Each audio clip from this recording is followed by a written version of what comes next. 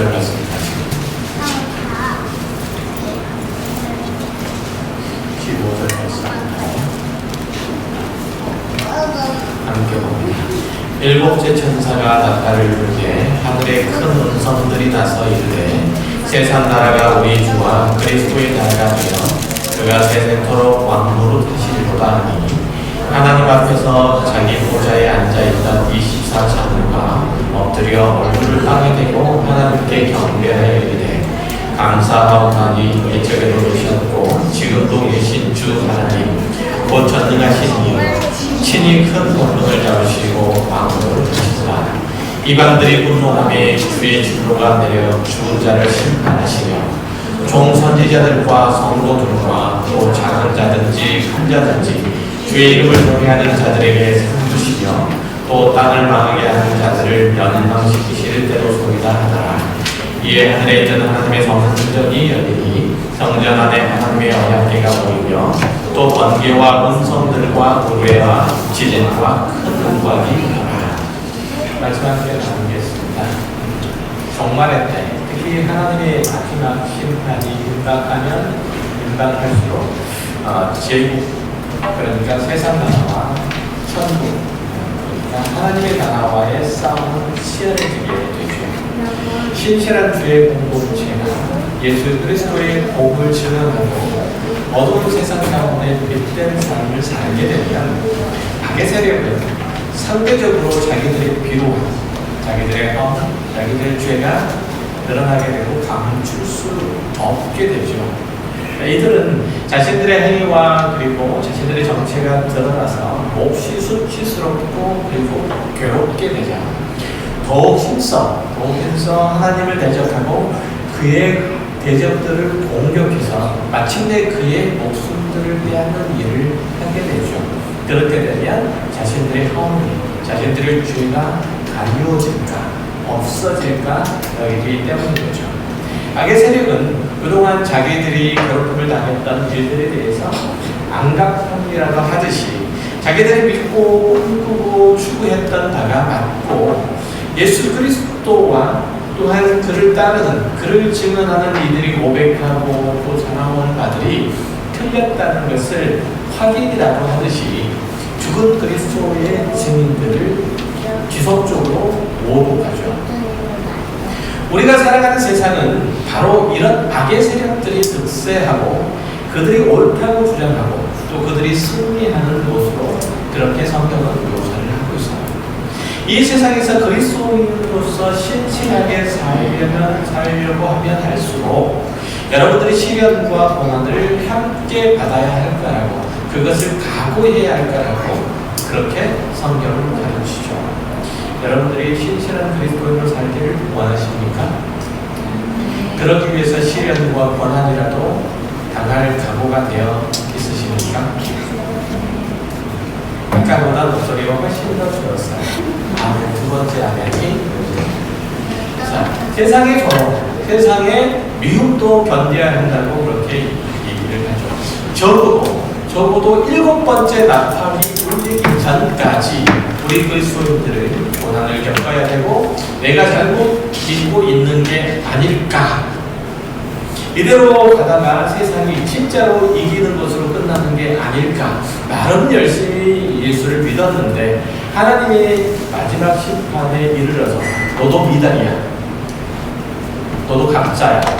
이런 판정을 받을까 두려움과 불안함을 견뎌야 하는 일이 있습니다. 그러다 보니까 하나님의 심판, 마지막 심판, 인류의 마지막 때가 언제일지, 그날에 어떤 일들이 일어날지 궁금하고 걱정되는 것들이 사실이죠.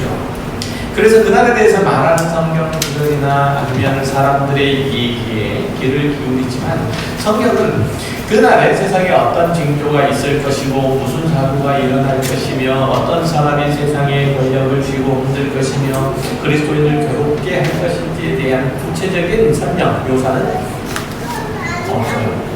왜냐하면 그런 것들을 성경이 말함으로써 그때에 대해서 집착하고 그때만 준비하도록 가르치지 않기 때문이죠. 그래서 그것들을 알려고 성경 여기저기를 뒤적인다거나 아니면 다른 사람들의 얘기들을 귀를 기울이는 것은 괜한 시간 낭비고 또 올바른 신앙의 태도도 아니죠. 어제 그런 얘기를 들었어요.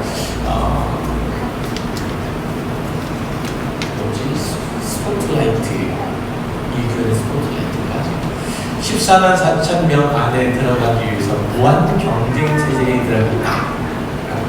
누구 애들이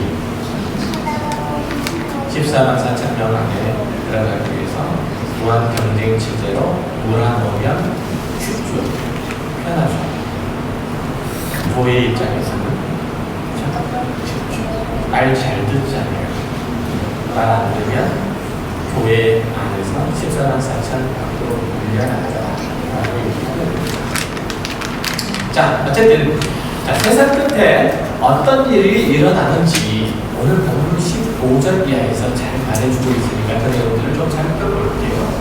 그러니까 그 내용을 살펴보면 참 예상 외이고 또 힘겹기도 하죠. 일곱째 나팔이 울리자 하나님께서 그를 대적하고 그의 백성을 죽음에까지 몰아넣었던 악의 세력과 거기에 밀붙어 사는 사람들을 심판하시고 그의 백성들을 다시 일으키셔서 그의 나라를 완성하기는 하시죠.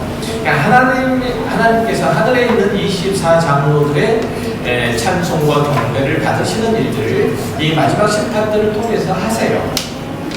그렇지만 그 하나님께서 24장로들을 통해서 찬송을 받으시는, 그러니까 모든 역사의 주권자로 계시고 보이지 않는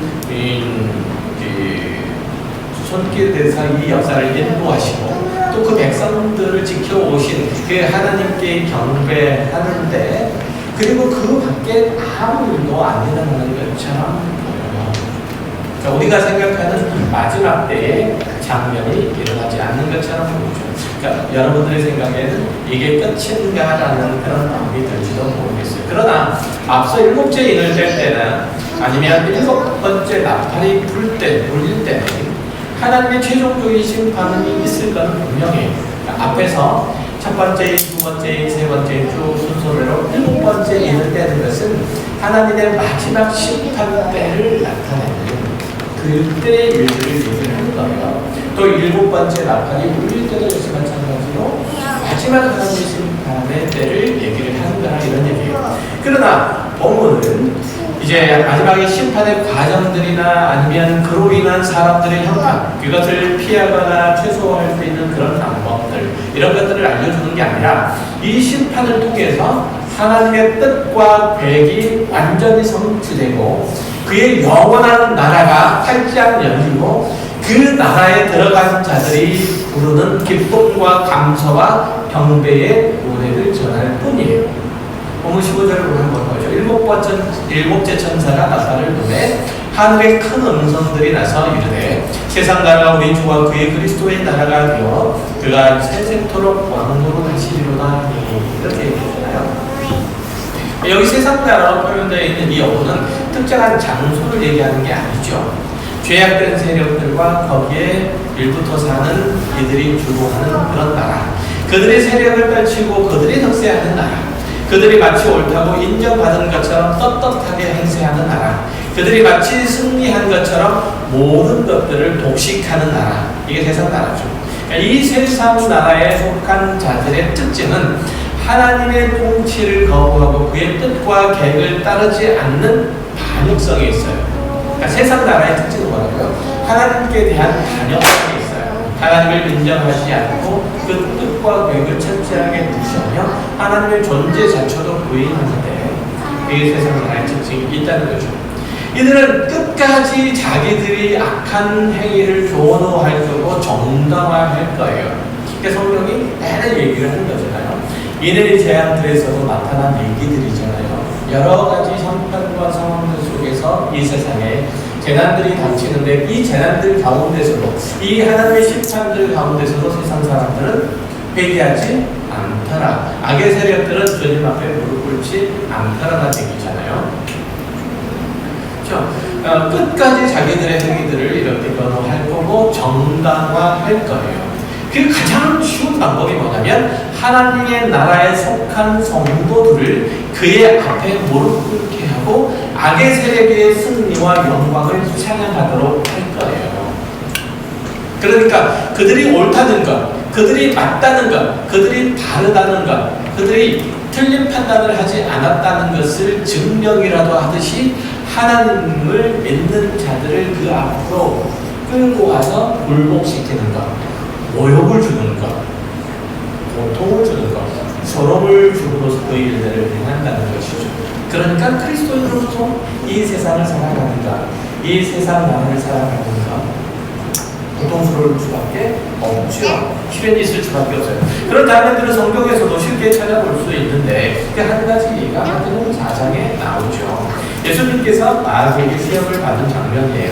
광야에서 40일 동안 금식을 하고 줄이신 주님께 마귀가 나타나요. 세 가지 시험을 이제 하는데 이 시험들은 사실 우리 그리스도인들이 이 세상에 살아가면서 늘 받는 거예요. 항상 이 세 가지 시험 가운데 있어요. 우리 그리스도인들의 시험들은.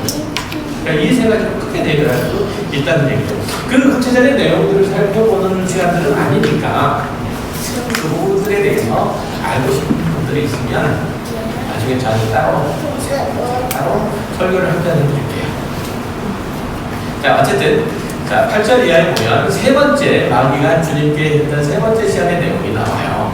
8절 이하를 읽어볼게요. 마귀가 또 그를 데리고 지극히 높은 산으로 가서 천하 만국과 그 영광을 보여 이르되 만일 내게 엎드려 경배하면 이 모든 것을 내게 주리라. 이에 예수께서 말씀하시되 사탄아 물러가라. 그렇되었으되 주 너희 하나님께 경배하고 다만 그를 섬기라 하였느니라. 마귀는 이 세상의 모든 사람들에게 할 수만 있으면 예수 깨라고 시험을 하고 협박을 해서 그 발에 무릎을 꿇고 그를 따르게 하려고 애를 써요. 그래야지 하나님이 없는 거죠. 그래야지 하나님이 오히려 자기에게 굴복하는 거죠. 이렇게 보이기 때문에 그렇죠. 그래서 마귀가 시도하는 것이 예수님을 높은 산에 데리고 가서 거기서 세상의 모든 만물들을 보여주면서 그를 따르고 순종하면 그것들을 모든 것들을 주겠노라고 그렇게 유혹을 하죠. 온 우주와 만물을 창조하신 이 성자 그리스도께 예수 그리스도께 와서 그 만물을 줄 테니 전하라고 하는 것도 우습기도 하지만 또 혹이 만발하기도 하죠. 그보다 우리가 또 주목해야 될 것은 뭐냐면 마귀에게 절을 하게 되면 천하 만국을 주겠다는 표현이에요. 포괄적으로 볼 때 이 세상은 하나님의 주권 아래에 있지만 그 세력을 떨치고 주물럭거리려고 하는 면에서는 늘 사탄의 그늘 아래에 있어요. 그 증거를 몇 가지 찾아볼게요. 에베소서 2장 1절 이하의 말씀이에요. 그는 허물과 죄로 죽었던 너희를 살리셨더라. 그때에 너희는 그 가운데에서 행하여 이 세상 풍조를 따르고 공중의 권세 잡은 자를 따랐으니 곧 지금 불순종의 아들들 가운데 역사하는 영이라. 예수 그리스도를 만나기 전에 우리의 상태가 어떻다고요? 허물과 죄로 죽어있는 상태였다는 거죠. 이 죽은 영은 하나님의 생명의 통치에 순종하지 못하고 다만 공중의 권세 잡은 자의 그 손 아래 끌려다닐 뿐이라는 것이죠. 이 악한 자, 사탄은 세상의 정신, 그리고 경향, 가치, 목적 이런 것들을 이끌어가는 것이죠. 다시 말해서 이 세상은 악한 자의 영향력 아래에 있어서 어둠이 그 위를 항상 누르고 있어요. 그래서 이 세상에 추구하는 가치와 삶의 방향과 목적 이런 것들은 다 사단의 손아귀에서 그리로 이끌려 갈 수밖에 없다는 거예요. 한 구절 더 찾아볼게요. 고린도후서 4장 3절. 만일 우리의 복음이 가려지면 망하는 자들에게 가려진 것이라. 그 중에 이 세상의 신이 믿지 않는 자들의 마음을 혼미하게 하여 그리스도의 영광의 복음의 광채가 비치지 못하게 하느니 그리스도는 하나님의 형상이라. 우리는 우리를 전파하는 것이 아니라 오직 그리스도 예수의 주 되신 것과 또 주를 위하여 우리가 너희의 종된 것을 전파함이라. 어두운데 빛이라 말씀하셨던 그 하나님께서 예수 그리스도의 얼굴에 있는 하나님의 영광을 아는 빛을 우리 마음에 비추셨느니라. 앞에 보셨던 것처럼 악한 세력은 이 세상의 어두움을 주관할 뿐만 아니라 믿지 않는 자들의 마음을 혼미하게 한다라고 얘기를 하죠. 사람들에게 하나님의 빛이 비춰지지 못하게 할 뿐만 아니라 그리스도의 복음이 그들에게 닿지 못하게 해서 그들이 여전히 죽은 상태로 머무르게 하는 것, 이게 악한 세력들이 세상 가운데서 하는 일들이에요. 그래서 세상에 속한 사람들에게 가장 중요한 것은 뭐일 수밖에 없는 것이죠? 하나님을 향한 영적 활동이 아니라 자신의 체를 위한 활동이에요.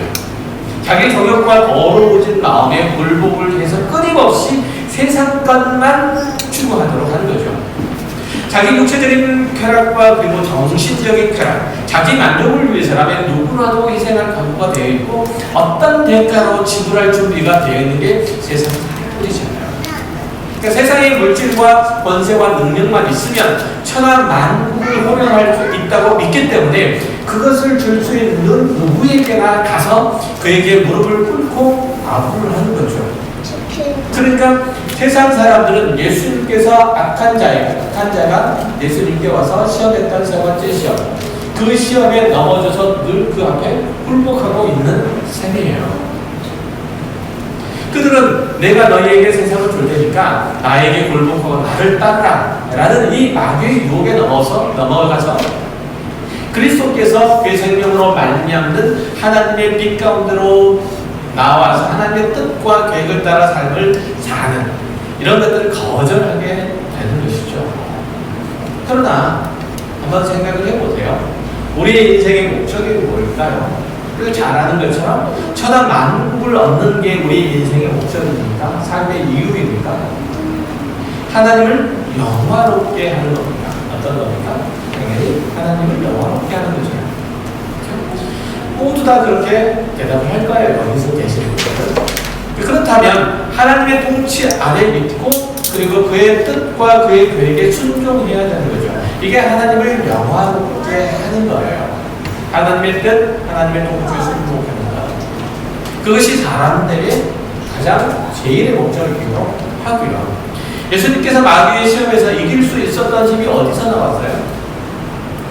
세상에 하나님의 주권 안에 있다는 것을 알고 그 권세와 위엄과 명령 아래 순복하는 데서 나온 거예요.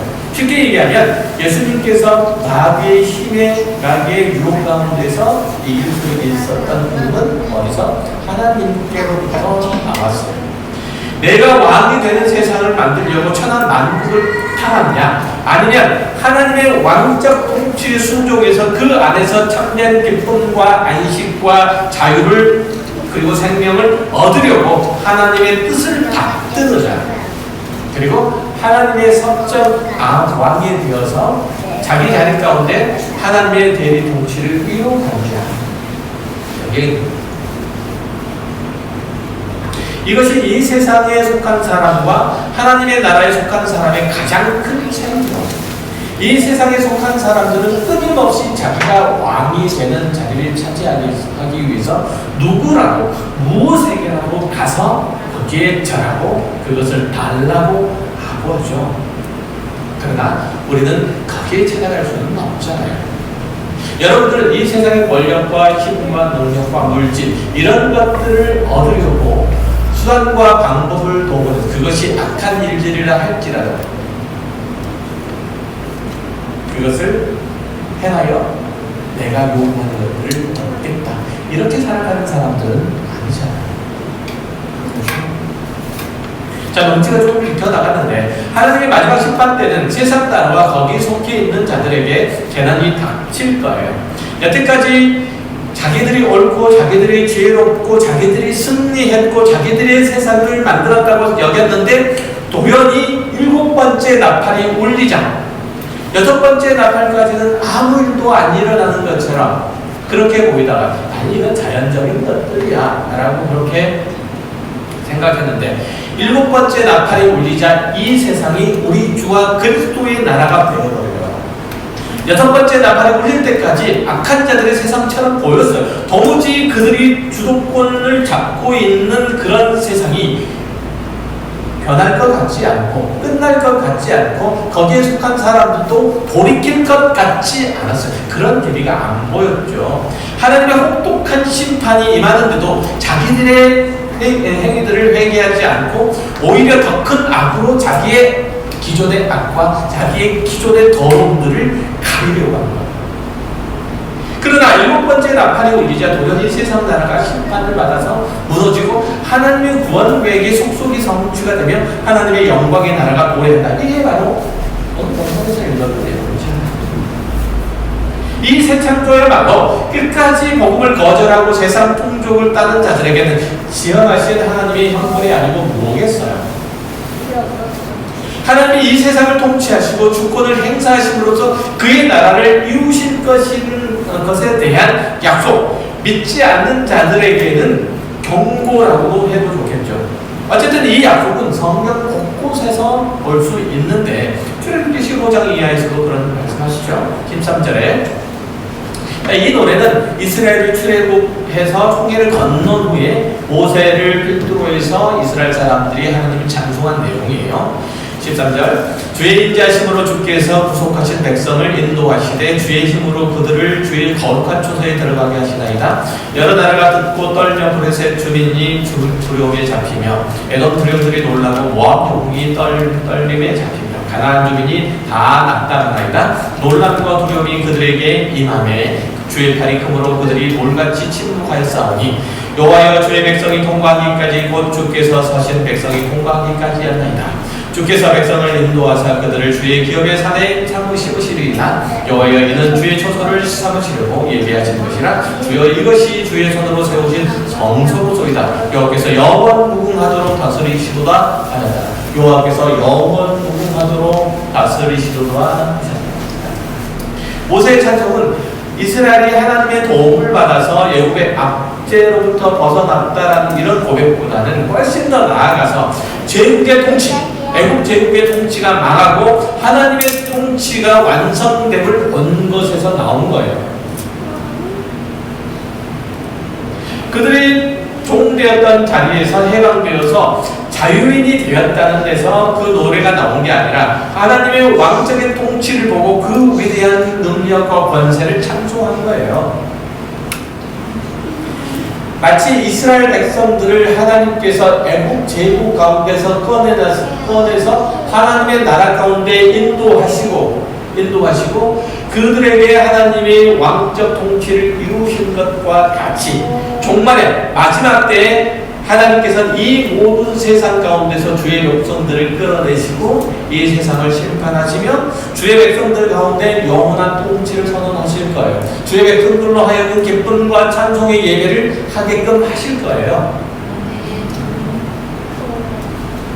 하나 더 볼게요. 스가랴서 14장 7절 여호와께서 아시는 한 날이 있으리니 낮도 아니요 밤도 하리라. 둘 어두워갈 때의 빛이 있으리로다. 그날의 생수가 예루살렘에서 솟아나서 절반은 동해로 절반은 서해로 흐를 것이라.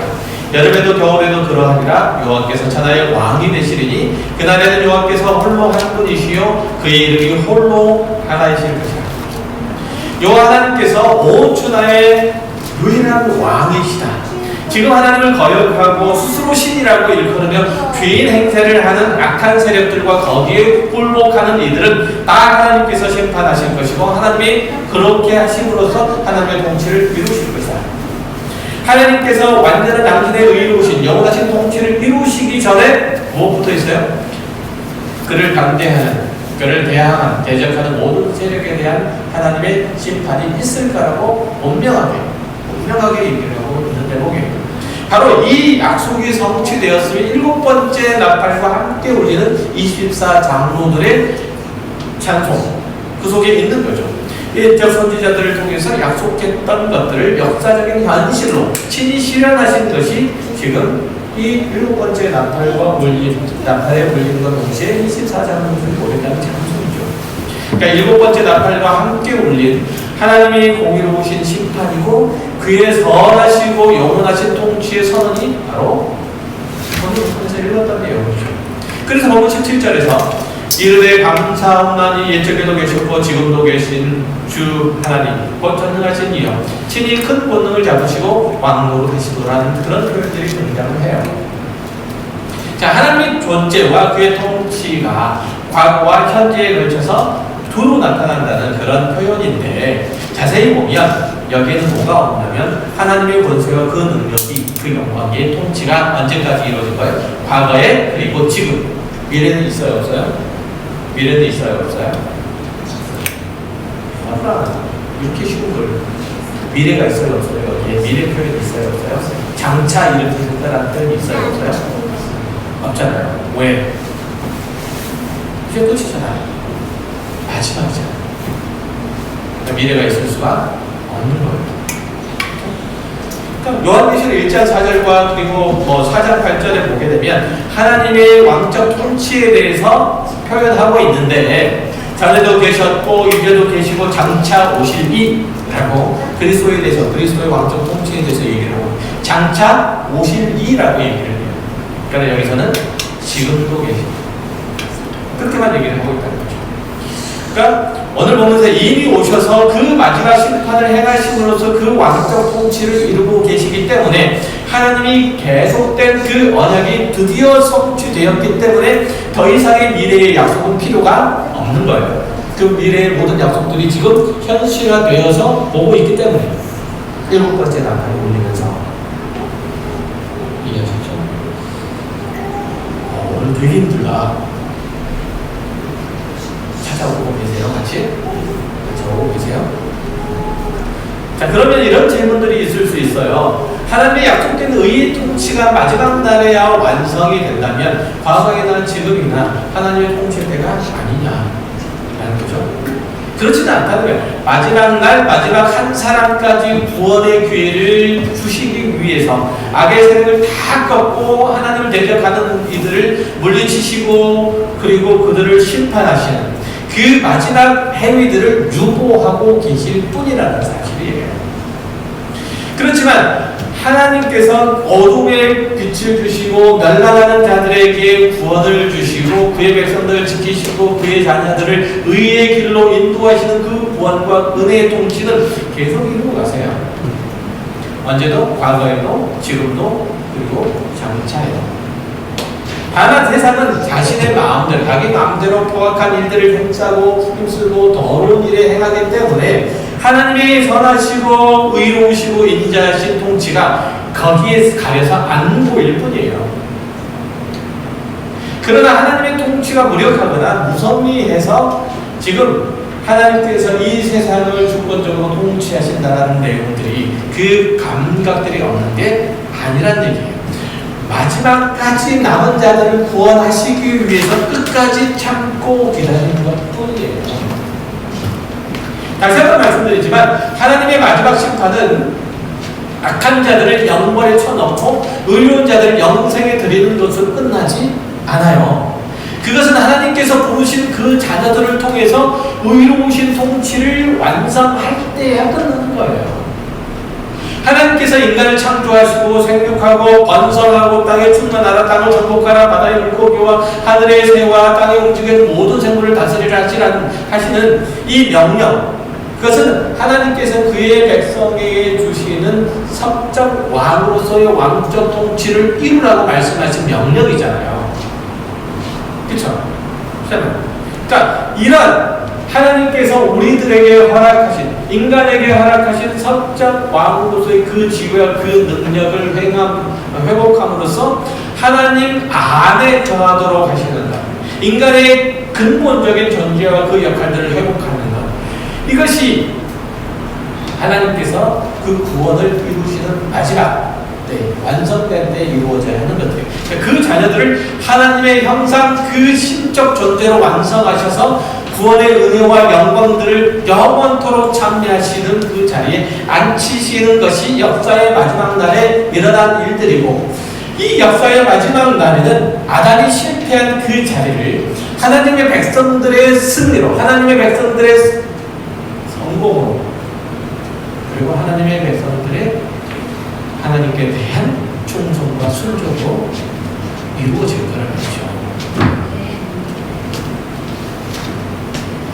이제는 아담이 저질렀던 선악을 알게 하는 나무의 실과를 따먹는 어리석은 행위들, 이것들을 극복하고 생명나무의 실과를 주셔서 먹게 하시고 둘째 사망의 해를 받지 않는 구원의 궁극적인 유익을 얻도록 하시는 것이 하나님께서 마지막 날에 심판하시는 이 행위 가운데 절정이에요.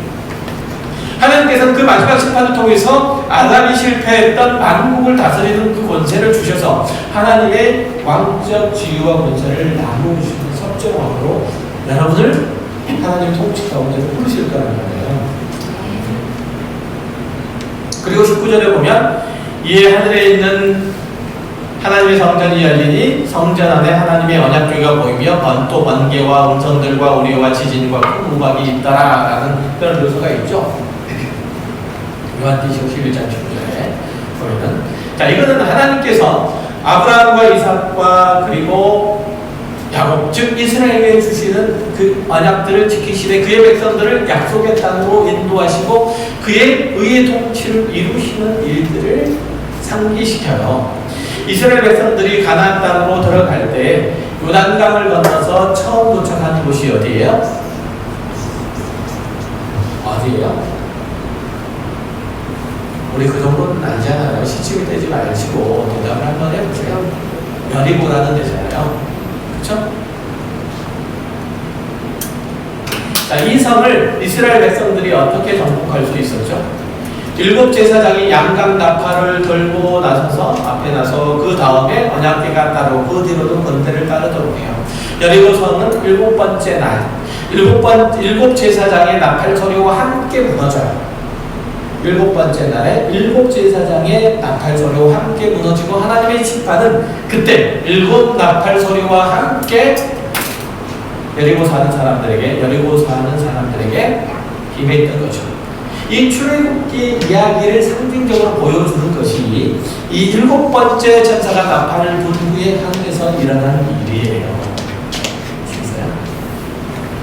또한 하나님의 언약궤, 하늘에 보이는 하나님의 언약궤는 무엇이 들어있었죠? 하나님의 언약궤는 이스라엘 실패를 상징하는, 사실은 인간의 실패죠. 이스라엘 실패를 상징하는 3가지 물건이 들어있어요. 하나는 뭐였었죠? 모세가 하나님께로부터 받은 돌판, 그리고 만나 한 마리, 그리고 아론의 쌍난 지팡이가 그거죠. 이것은 하나님께서 구원하신 이스라엘 백성들이 오히려 하나님을 거역하고 불신하고 반란을 일으켰던 일들의 표징이에요. 여기 아니에요. 자, 이것들 위해 시은자, 하나님의 은혜의 처수가 있고 대제사장은 1년에 한 번씩 지성소에 들어가서 양의 피를 그 시은자 위에 뿌리고 이스라엘을 위한 속죄의 제사를 드리죠. 하나님께서 그들을 구원하시고 속죄하시는, 하나님께서 그들에게 자비와 은혜를 베푸시는 것을 확인하는 것으로서의 언약궤이고, 또 마지막 날에 하늘이 열리고 그리고 하늘의 성전이 열리고 이런 것들이 보였다는 얘기는 이 모든 그리스도인에게 내려지는 하나님의 심판도 역시 마찬가지로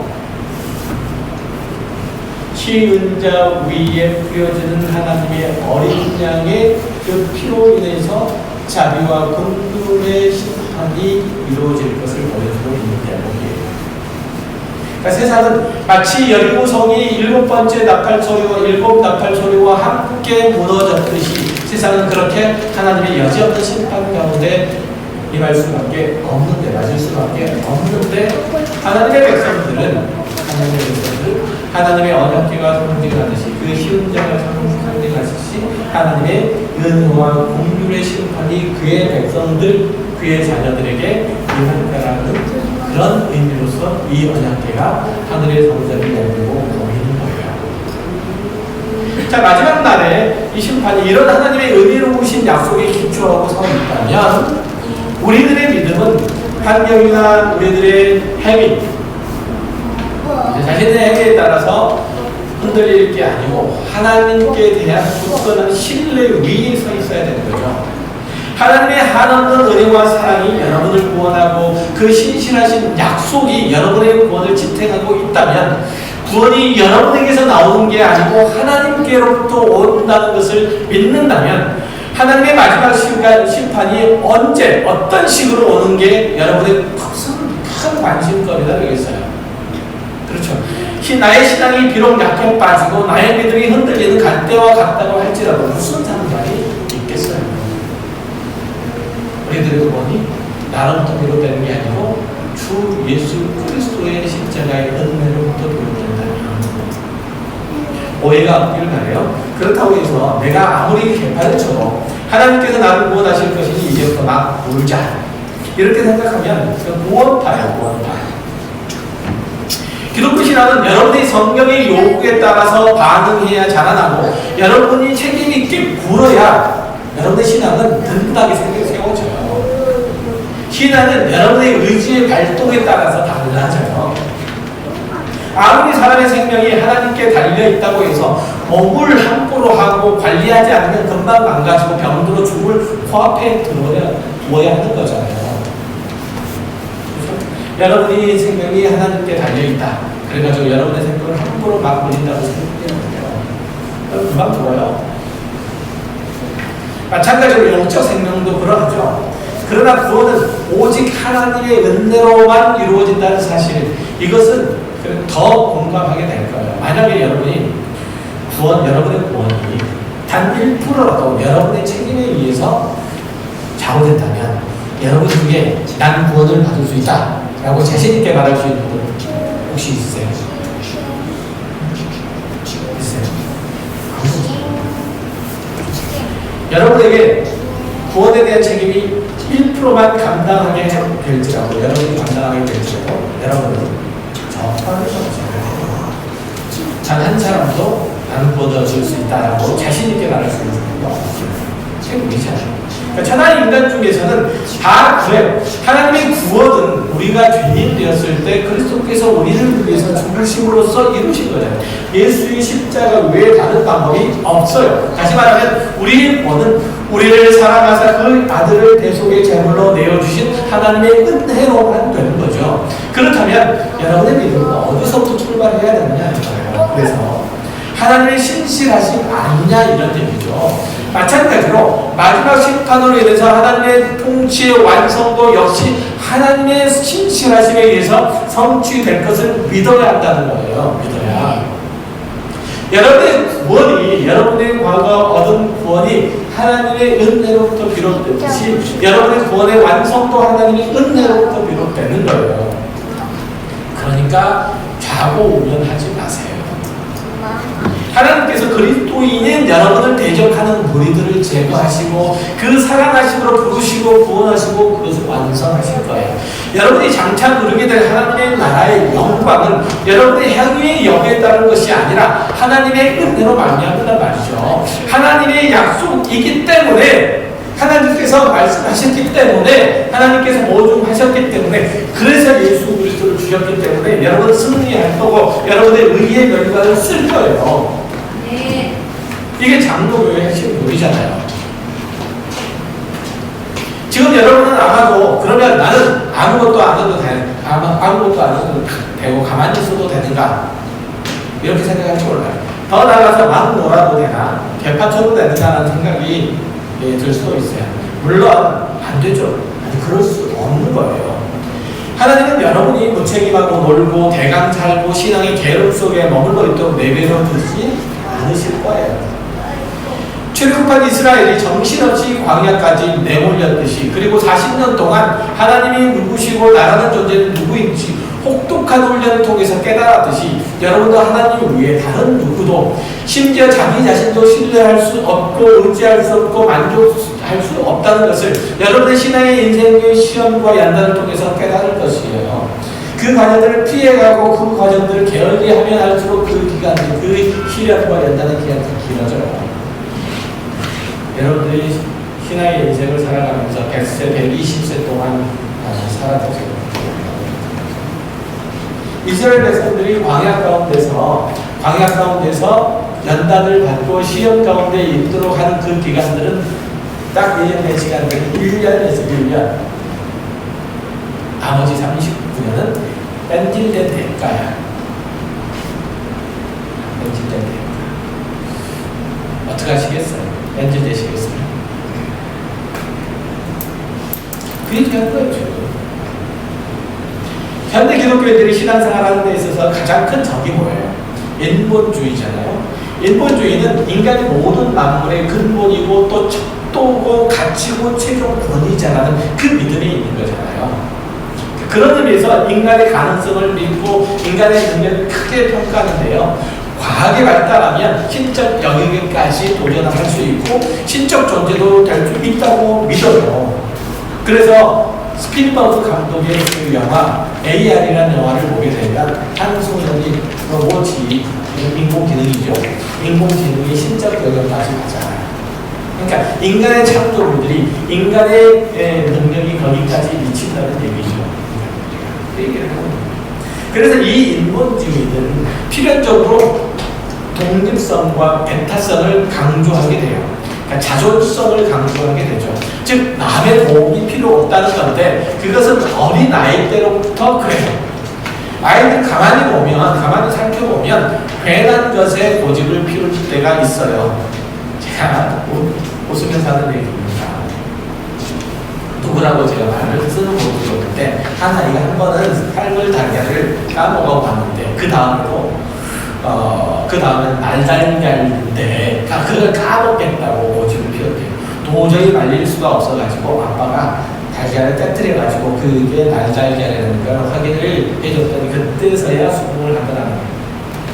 그래요. 인간은 사물의 실제를 알기도 전에 인간에게 정말 필요한 게 무엇인지 깨닫기도 전에 남의 말을 믿지 않아요. 남의 도움을 거절하는 거짓된 자존심만 가지고 있는 게 인간이에요. 그것이 세상이고 그것이 인본주의예요. 그러나 기독교는 인본주의예요. 하나님의 은혜로부터 비롯되고 은혜로 유지가 되고 그 은혜로 완성되잖아요. 하루라도 하나님의 은혜가 없으면 무너질 수밖에 없어서 이 자리에 모여서 한 마음으로 하나님을 바라는데 그렇잖아요. 작은 인물이지만 사람들은 종교가 다 똑같으니 다른 종교도 당분간 집합 모임을 안 가지니까 너희도 가서 예배하지 말라. 오늘도 마음이 되게 상했습니다. 가서 해주고 싶은데 해줄 수 없어요. 이 예배를 통해서 하나님께서 우리를 만나주시고 또 우리를 만지시고 우리를 새롭게 하시길 바라는 마음이 간절한데 그래야 내가 다음 일주일도 살아갈 수 있는데 하나님의 사람으로서 존재감을 발휘할 수 있는데 하나님의 신적 능력이 나를 통해서 조금이라도 세상 가운데 펼쳐질 수 있는데 이 자리를 막아버리면 끝이잖아요. 그래서 무릎 쓰고 나오는데 온라인으로 예배하라고 해요.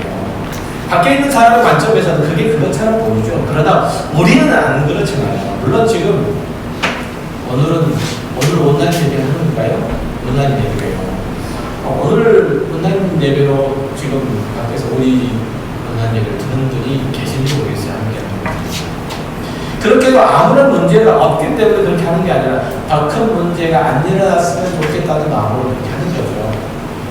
그렇게라도 은혜를 나누어주고 싶은 어쨌든 예배는 하나님을 창조주요, 구속주요, 심판주의심을 고백하는 행위이고 그분에게서만 생명이 나오고 그분에게서만 의가 나오고 그분만 진리이기 때문에 그 하나님을 신앙하고 그 하나님을 찬송하고 그 하나님의 하늘 은혜를 바라는 행위잖아요.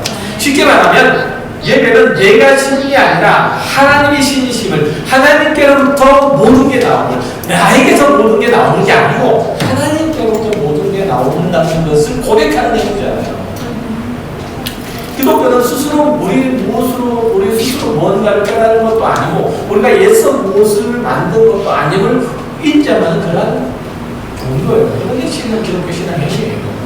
하나님께서 아무것도 없는 데서 천지를 만드셨고 그리고 우리를 지은 것처럼 우리의 구원과 구로에 인한 우리의 신앙도 없는 데서 만드실 거라는 얘기죠. 그리고 그 구원을 완성하시기 위해서 지성을 사용하시고 의지를 동원하시고 감정을 일으키셔서 지금까지 여러분의 구원을 이루어오고 계신 거예요. 여러분은 이 사실을 붙들고 계셔야 돼요. 세상에 거짓되고 죄악된 풍조가 무섭고 세상 사람들의 신앙의 무용론들을 받아들이라고 빡지는 것이 부담되고 내 주변의 환경과 조건이 내 편이 아니라고 생각할 때 그렇게 될 때 하나님의 신실하심을 기억하세요. 우리의 승리는 우리 자신의 능력에서 나오는 것이 아니라 주변의 조건과 환경 속에서 나오는 게 아니라 세상의 사람들, 세상의 권세를 잡고 있는 악한 자들에게서 나오는 것이 아니라 하나님의 영원하신 능력 가운데서 나오는 거예요. 전능하신 이에게서 나오는 거예요. 그러니 여러분 마음 가운데 하나님을 늘 두세요. 하나님께 순종하세요. 이게 여러분의 승리예요. 하나님은 여러분에게 어떤 탁월한 결과물들을 내놓으라고 말씀하지 않으세요. 여러분에게 요구하시는 것은 그저 순종일 뿐이에요. 믿음을 요구하시잖아요. 믿음. 그래야 세상을 따라 살지 않으니까. 세상의 것들로 장착해서 세상을 이겨보려고 하지 않으니까 말이죠. 아담이 실패했지만 아담은 이것을 실패했죠. 그러나 우리는 성공해야 된다. 성공할 거잖아요. 우리의 승리는 무엇으로부터 비롯되냐면 하나님께로부터 비롯되고 무엇으로 확인하냐면 우리가 하나님께 온전한 순종을 바치는 것으로, 온전한 믿음을 바치는 것으로 우리의 승리는 확인돼요. 무엇으로 확인된다고요? 우리의 순종을, 온전한 순종을 하나님께 바치는 것으로, 우리의 온전한 믿음을 하나님께 바치는 것으로 우리의 승리가 확인되는 마지막 승리는 우리의 승리의 결과물입니다. 여러분 성공하셔야 돼요. 그런 것에서. 그리스도께서 십자가를 이루신 구원은 곧 순종의 결과가 아니에요. 나머지는 다 하나님께 맡기세요. 여러분이 해야 될 책임을 다 하나님께 미뤄놓으라는 그런 뜻이 아니라 하나님을 믿고 하나님의 가르침과 인도하심과 하나님의 선하신 주권을 의지하세요. 그렇게 따르면 그러면 된다는 거예요. 하나님은 참으로 여러분을 사랑하시고 여러분의 편이세요. 그 마음과 그 행하심들을 아시고 여러분의 신앙의 책임들을 다 아세요. 구원의 조건이나 방법으로서가 아니라 여러분을 향하신 하나님의 그 크신 뜻, 그 큰 그림에 따른다는 그런 마음으로 하나님께서 지극히 여러분들의 편이심을 사랑하신다는 그런 마음으로 그렇게 해야 돼요. 그럴 때 여러분의 신앙의 전신들은 더욱 풍성해질 것이고 더욱 귀해질 것이고 더욱 역동적이 될 거예요. 안목이 넘칠 거예요. 그로 인한 하나님께서 베풀어 주시는 그로 인한 감격과 기쁨과 충만한 진리의 넘침들이 여러분 가운데, 여러분의 생애 가운데, 여러분 신앙 가운데 충만하기를 빕니다. 기도하겠습니다.